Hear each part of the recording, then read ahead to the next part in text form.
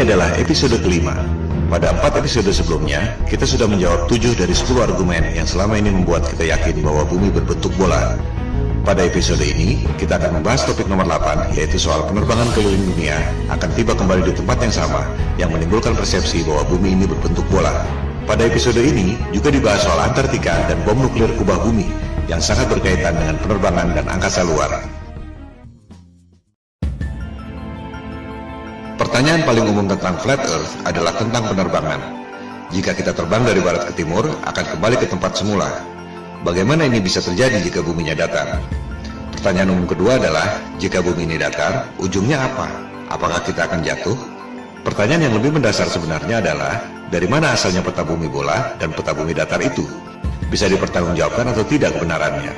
Silakan Anda cek situs USGS, United States Geological Survey. USGS adalah lembaga resmi bentukan pemerintah Amerika Serikat yang sudah beroperasi selama 137 tahun. Karyawannya hampir 9.000 orang.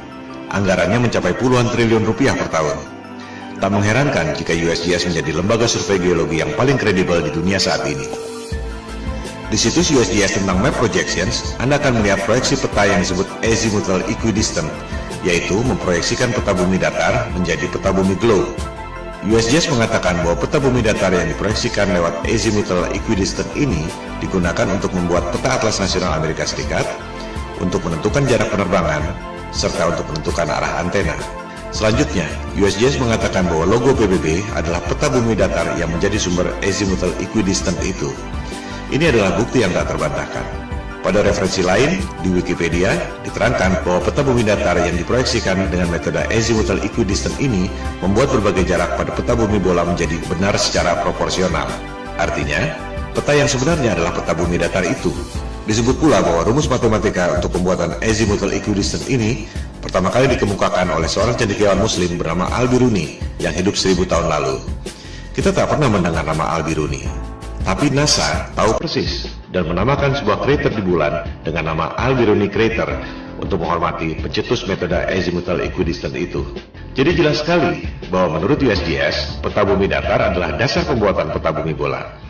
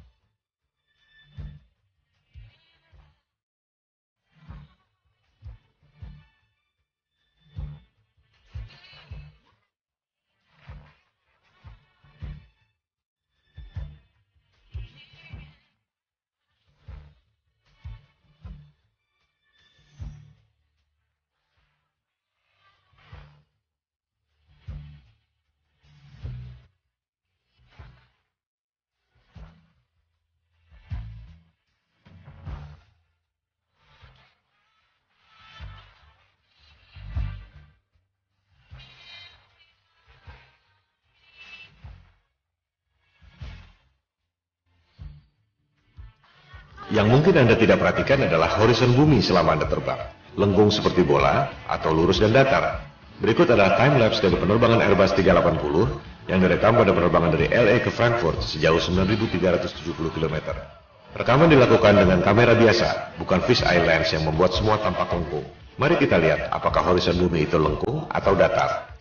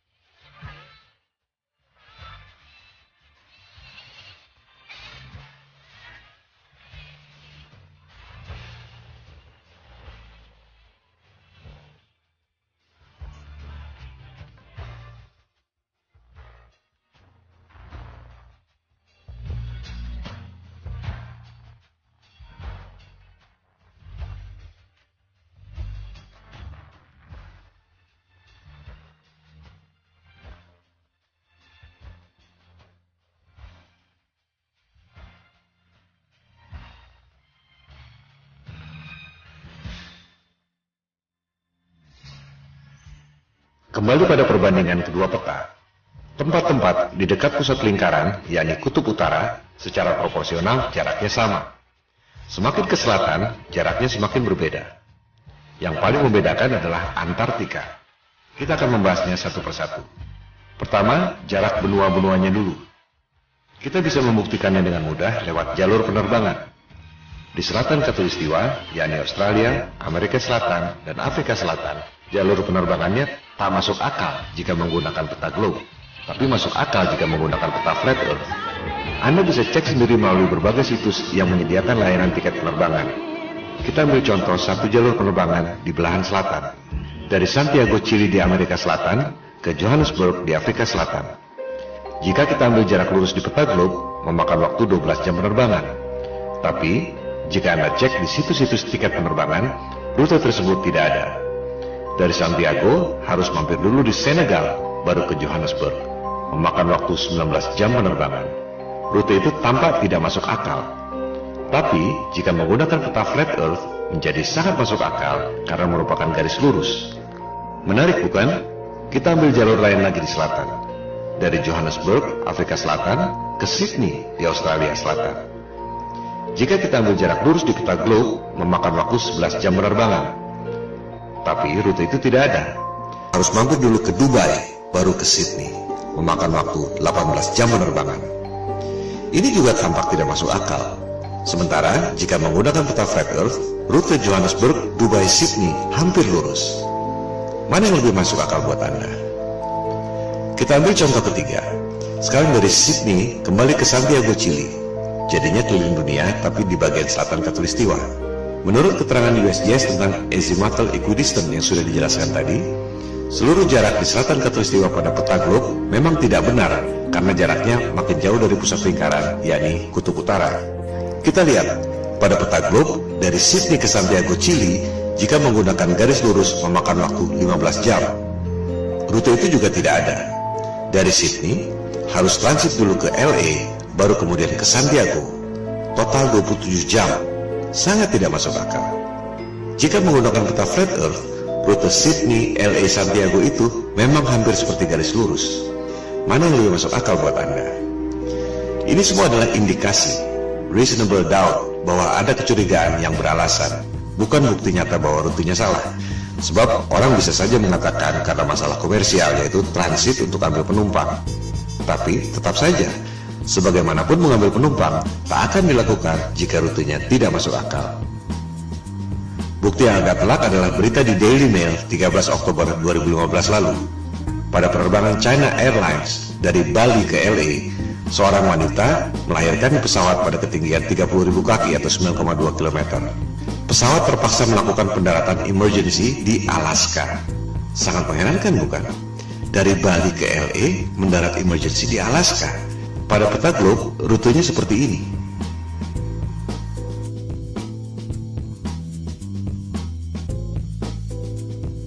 Pada peta bumi datar, rute Bali LA mendarat di Alaska adalah seperti ini. Mana yang lebih masuk akal buat Anda? Perbedaan utama antara peta globe dan peta bumi datar adalah di bagian selatan. Pada peta globe, di selatan Khatulistiwa semakin mengecil dan Antartika adalah sebuah benua.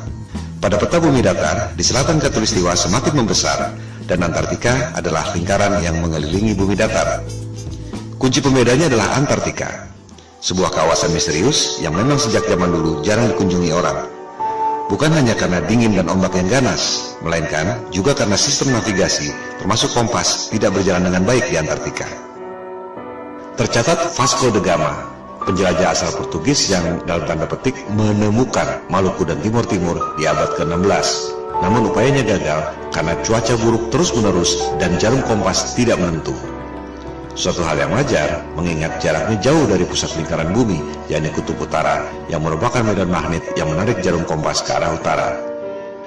Penjelajah pertama yang berhasil ke Antartika adalah Captain James Cook, orang Inggris pertama yang tercatat mendarat di Hawaii, Australia, dan New Zealand. Ia menjelajahi Antartika tahun 1772 bersama 111 awak kapal dan saintis. Captain Cook menjelajahi Antartika selama 3 tahun 8 hari. Ia hanya menemukan tembok es. Tak ada jalan masuk. Selama 3 tahun 8 hari itu, tercatat ia menjelajahi 60.000 km tembok es Antartika. Angka itu juga sangat menarik. 60.000 km adalah 1,5 kali panjang ekuator bumi. Ia sudah menempuh jarak 1,5 kali keliling dunia dan hanya menemukan tembok es Antartika. Dari jurnal catatan Captain Cook, rute 60.000 km pada peta globe adalah seperti ini. Pada peta bumi datar, rute Captain Cook adalah seperti ini. Ia benar-benar keliling di ujung dunia, tembok es Antartika yang mengelilingi bumi datar. Catatan Captain Cook ini sebenarnya bukti yang otentik bahwa peta globe adalah bohong. Sebab, pada peta globe, Antartika dibilang sebagai benua dengan keliling 12.000 miles atau 19.300 km. Padahal, Captain Cook menjelajah keliling tembok es Antartika sepanjang 60.000 km. 3 kali lipat dari yang dikatakan oleh penguasa global.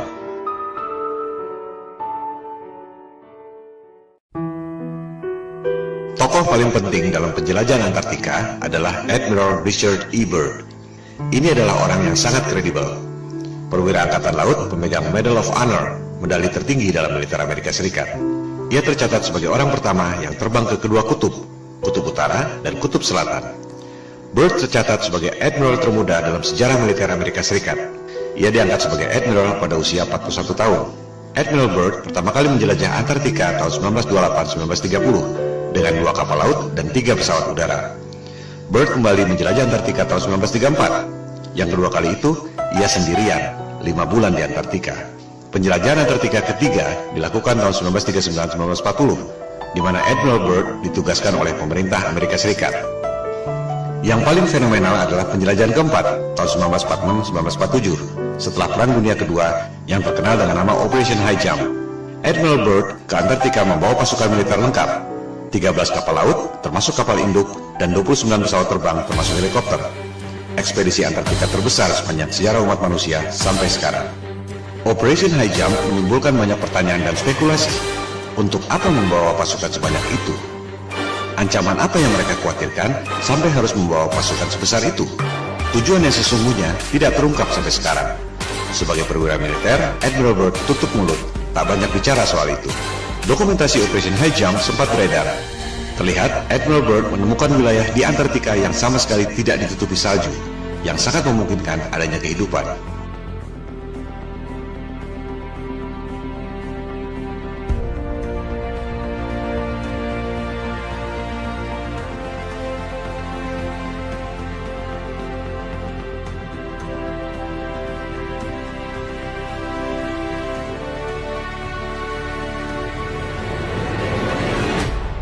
Dalam wawancara dengan harian Chile, El Mercurio tahun 1947, Admiral Byrd membuat pernyataan yang sangat mengejutkan. Ia mengatakan, Amerika Serikat perlu mengambil tindakan defensif terhadap serangan udara musuh yang datang dari kutub. Musuh yang mana? Mengapa dari kutub? Teka-teki yang tak terjawab sampai sekarang.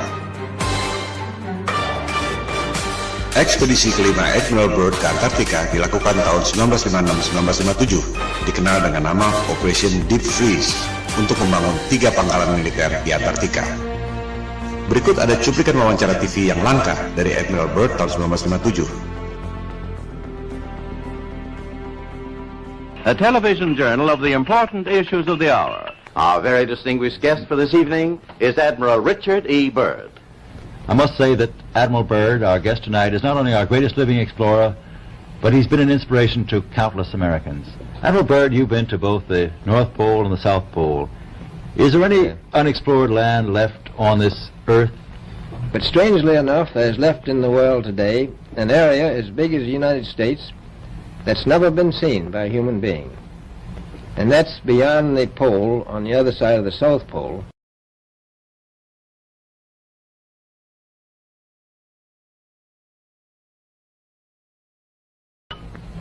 We've found enough of coal within 180 miles of the South Pole, enough to supply the whole world for quite a while.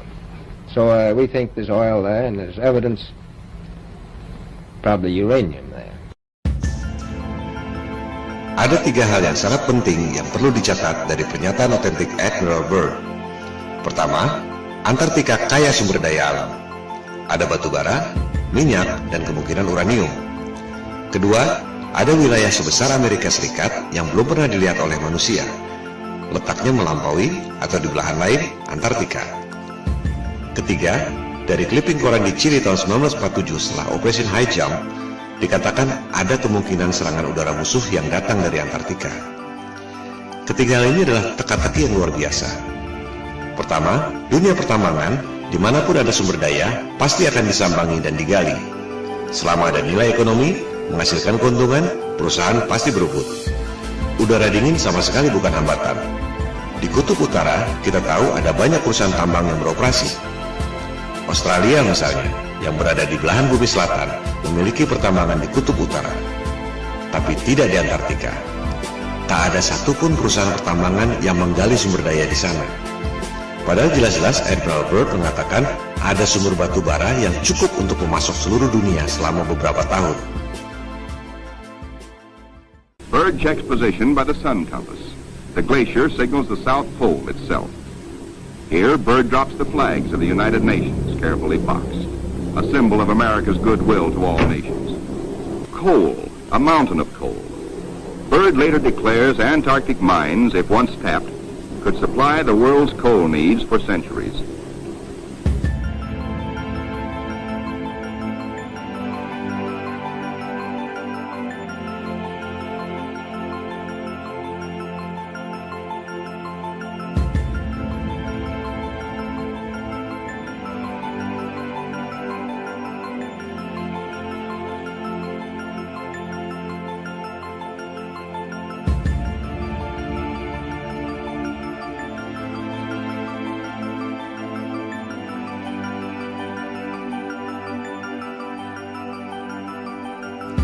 Apakah ini berkaitan dengan pernyataannya bahwa ada kemungkinan serangan udara musuh dari Antartika? Musuh yang mana? Byrd menyimpan rahasia ini bersama para elit global.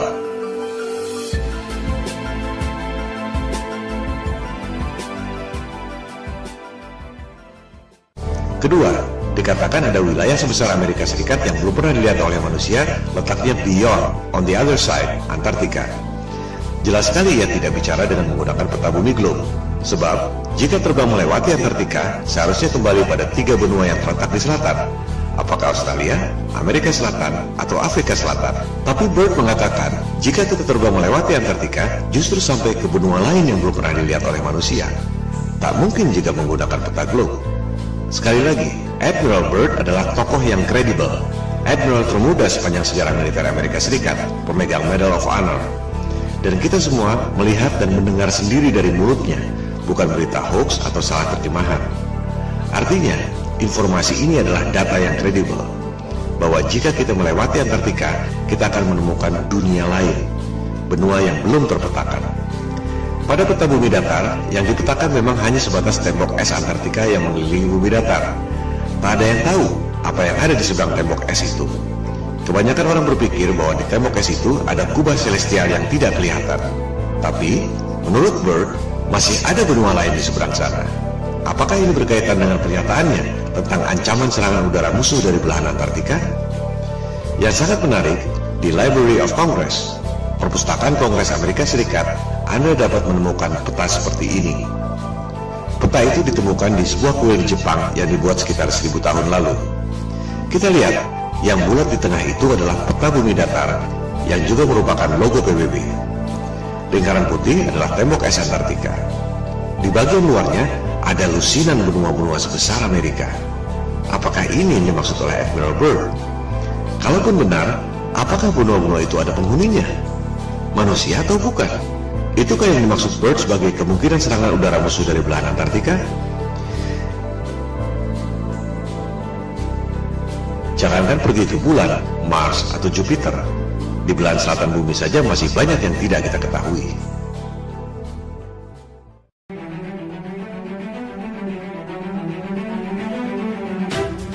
Dunia berubah total setelah penjelajahan Antartika secara militer lewat Operation High Jump 1946 dan Operation Deep Freeze tahun 1957 ini. Tahun 1957 dimulailah perundingan Antarctic Treaty yang ditandatangani 2 tahun kemudian. Antartika dideklarasikan sebagai daerah terlarang. Tahun 1957 itu juga diluncurkan Sputnik, satelit pertama di dunia buatan Rusia yang menjadi pemicu perlombaan teknologi angkasa luar. NASA didirikan setahun kemudian, tahun 1958. Dari situ, dimulailah berbagai cerita tentang perjalanan ke angkasa luar, pendaratan di bulan, bisnis satelit, pengiriman satelit ke Mars, Jupiter, dan lain-lain. Yang tak banyak orang tahu, tahun 1958 itu juga, Amerika Serikat dan Soviet kompak, sama-sama membom nuklir langit selama 4 tahun sampai tahun 1962. Operasi bom nuklir langit ini dinamakan High Altitude Nuclear Explosions atau HANE. Dulu merupakan top secret. Sekarang kita bisa mengetahui detail operasi ini setelah arsip-arsip rahasia itu boleh dipublikasikan 50 tahun kemudian, yaitu 2012 yang lalu. Ini adalah 3 hal yang sangat menarik yang merubah dunia untuk selamanya. Tentu tak ada referensi yang mengatakan bahwa ketiga hal itu saling berkaitan. Sama naifnya dengan berharap tiap negara tak boleh punya rahasia militer dan strategi militer harus diumumkan lewat koran. Dunia tidak berjalan seperti itu. Kita hanya bisa mengetahui hal-hal seperti ini melalui analisis intelijen atau kecerdasan. Hanya otak intel dan detektif yang bisa mendeteksi kaitan dari berbagai indikasi yang ada. Pemicunya adalah operasi militer penjelajahan Antartika lewat Operation High Jump 1946-1947 dan Operation Deep Freeze 1956-1957. Ada wilayah baru kaya sumber daya alam, tapi tak ada yang boleh mengeksplorasi. Ada wilayah sebesar Amerika di seberang, di belahan lain, Antartika. Ada kemungkinan serangan udara lawan yang datang dari belahan Antartika. Lantas, apa yang dilakukan? Ada 3 hal. Politik, tutup Antartika melalui Antarctic Treaty 1957 yang ditandatangani 1959. Tak ada orang yang boleh lewat Antartika. Militer, Amerika Serikat dan Soviet kompak, sama-sama membom nuklir langit selama 4 tahun. High Altitude Nuclear Explosions 1958-1962. Ada tirai celestial, medan elektromagnetik, langit, atau apapun namanya yang tak mempan di bom nuklir selama 4 tahun. Propaganda, penjelajahan angkasa luar, Sputnik yang memicu berdirinya NASA. Padahal Amerika Serikat dan Soviet sama-sama tahu ada tirai celestial yang tak mempan di bom nuklir selama 4 tahun. Tak ada roket yang bisa melewatinya. Kita akan membahas ketiga hal ini secara detail dengan bukti-bukti yang otentik dan kredibel. Langkah politik menutup Antartika dan langkah militer pemboman nuklir langit dibahas pada episode 5 ini. Langkah berikutnya, propaganda penjelajahan angkasa luar dibahas pada episode 6, NASA Hollywood.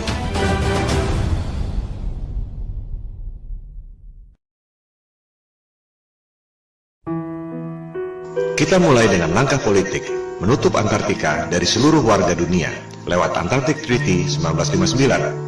Antartika berada di bawah pengawasan 12 negara, yaitu Amerika Serikat, Soviet atau Rusia sekarang, Inggris, Prancis, Jepang, Belgia, Norwegia, dan 5 negara di belahan paling selatan dunia, Australia, New Zealand, Argentina, Chili, dan Afrika Selatan. Ini adalah skandal. Semua negara boleh punya rahasia militer dan daerah terlarang.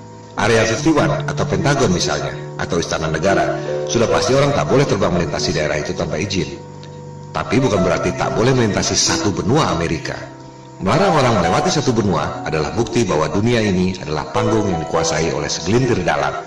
Dunia adalah milik seluruh warga berdasarkan prinsip kesetaraan. Tak ada yang boleh menjadi polisi dunia. Sebab kekuasaan itu cenderung korup dan kekuasaan yang mutlak secara mutlak pasti akan korup. Warga dunia berhak untuk tahu ada apa sebenarnya di Antartika. Jika bumi ini berbentuk bola dan di seberang Antartika adalah belahan bumi kita juga, semua warga berhak untuk tahu. Jika ternyata di seberang Antartika ada dunia lain yang belum pernah dilihat oleh manusia, seperti yang dikatakan oleh Admiral Byrd, warga dunia pun berhak untuk mengetahuinya. Maka kita kembali pada Flat Earth Challenge di awal episode 1. Kita tak perlu buang waktu berdebat kusir soal bentuk dunia. Silakan terbang lintasi Antartika. Anda tak akan dapat melakukannya. Yang dimaksud di sini adalah terbang melintasi Antartika, bukan camping atau terbang di pinggiran. Banyak tur atau camping di pinggiran Antartika. Bukan itu yang dimaksud. Lebih lucu lagi, peserta tur Antartika diminta untuk tidak memotret horizon secara langsung, tapi harus melalui kaca cembung, fish eye lens, agar horizonnya kelihatan lengkung. Ini juga bukti bahwa ada hal yang disembunyikan. Horizon di Antartika kelihatan sekali lurus dan datar, tapi hanya boleh dipotret dengan kaca fish eye agar kelihatan lengkung. Tak ada yang bisa keliling dunia lewat selatan melintasi Antartika. Apa yang disembunyikan di sana? Apa dasarnya 12 negara punya hak lebih dari negara-negara lain di dunia? Di mana itu jargon hak asasi manusia dan demokrasi yang selama ini mereka dengung-dengungkan? Yang ada hanyalah kartel, oligopoli, homo homini lupus. Manusia adalah serigala bagi sesamanya. Ini yang membuat topik Flat Earth booming secara eksponensial sejak November 2015. Jika semua orang lama-lama sadar, satu kebohongan ini akan membongkar kebohongan-kebohongan lainnya. Seperti batu kerikil yang bikin jatuh raksasa. Elit global mulai terpojok. Jumlah mereka hanya sedikit. Tak ada yang bisa melawan people power. Maksud dari pemaparan ini adalah membangkitkan kesadaran. Silakan sebarkan. Silakan lakukan riset sendiri. Silakan buat video sendiri dan tayangkan. Jangan berharap mereka akan mengakui. Standard operating prosedurnya adalah bantah, bantah, dan bantah. Jika Anda memposting soal Flat Earth, jangan kaget jika Anda dihina dan dipermalukan seperti orang yang paling bodoh di dunia. Saran saya, tak perlu ladeni debat kusir. Cukup fokus pada 3 hal, pembuktian secara angka dan fisik. Perhitungan matematik gravitasi, perhitungan matematik gerhana, dan fisik melintasi Antartika. Skakmat.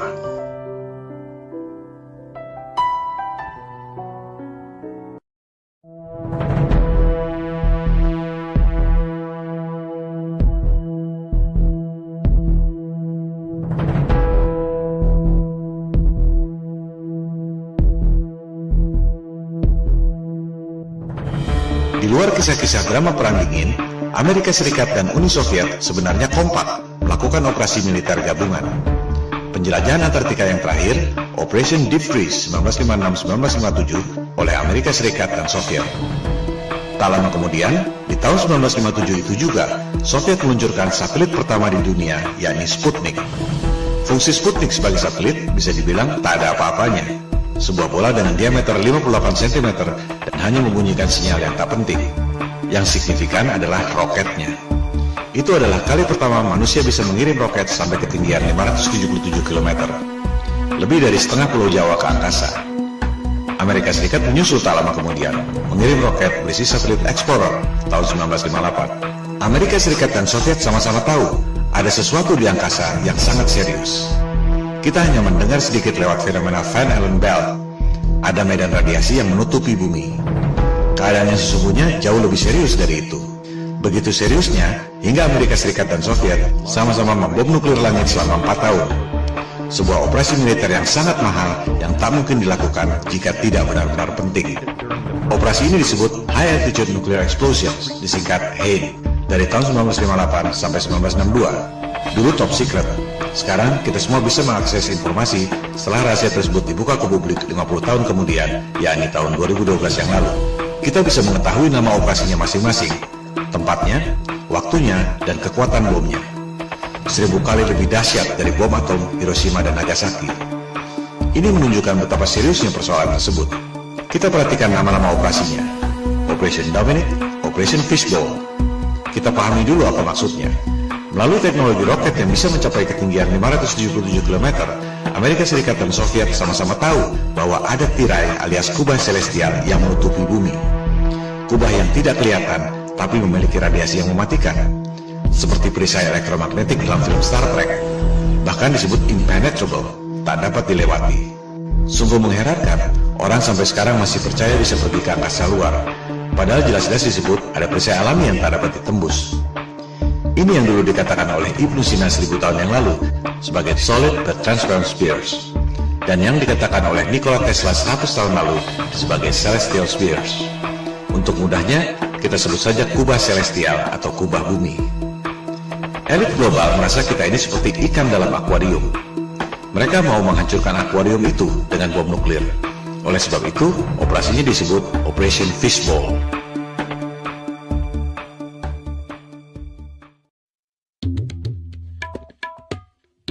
Elit global dan Freemason adalah titisan doktrinal dari Raja Nimrod yang membangun Menara Babel untuk menantang Tuhan yang menciptakan banjir Nabi Nuh. Mereka percaya bahwa yang namanya Paradise alias surga Firdaus adalah Atlantis, sebuah benua yang ditenggelamkan oleh Tuhan lewat banjir Nuh. Itu sebabnya Nimrod membangun Menara Babel yang menjulang tinggi ke langit. Anda bisa mempelajari sendiri soal Menara Babel ini pada Alkitab Taurat.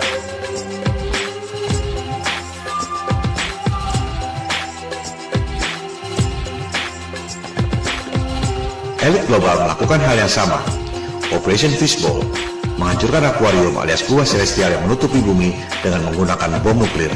Persis seperti Raja Nimrod membangun menara Babel menjulang tinggi ke angkasa untuk menantang Tuhan.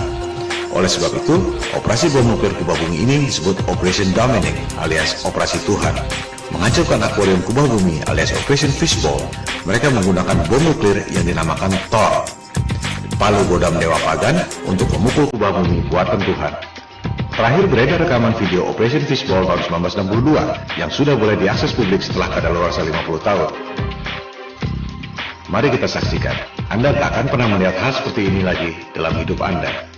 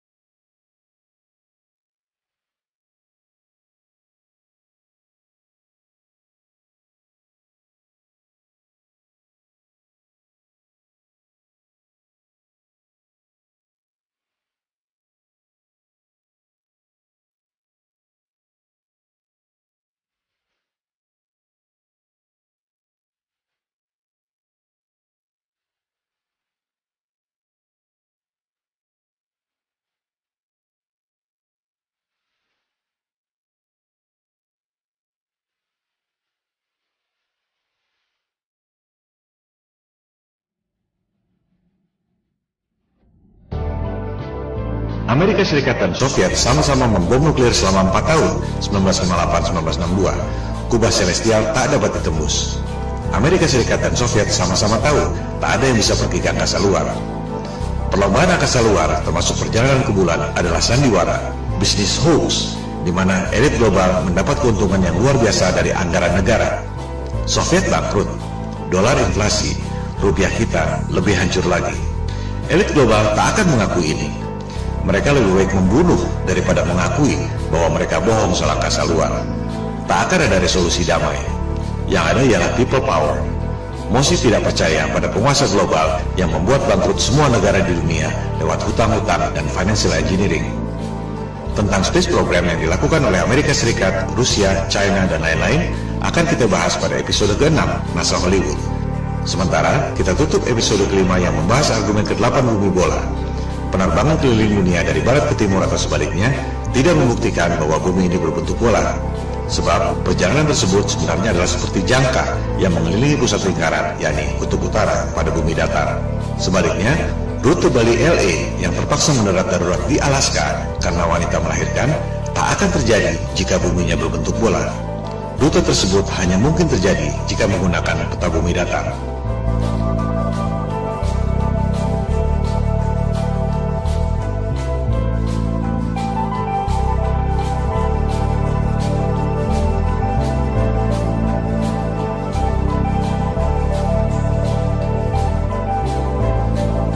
Orang bisa terbang keliling dunia dari barat ke timur atau sebaliknya. Tak ada yang bisa keliling dunia dari selatan ke utara melintasi Antartika. Silakan Anda buktikan sendiri.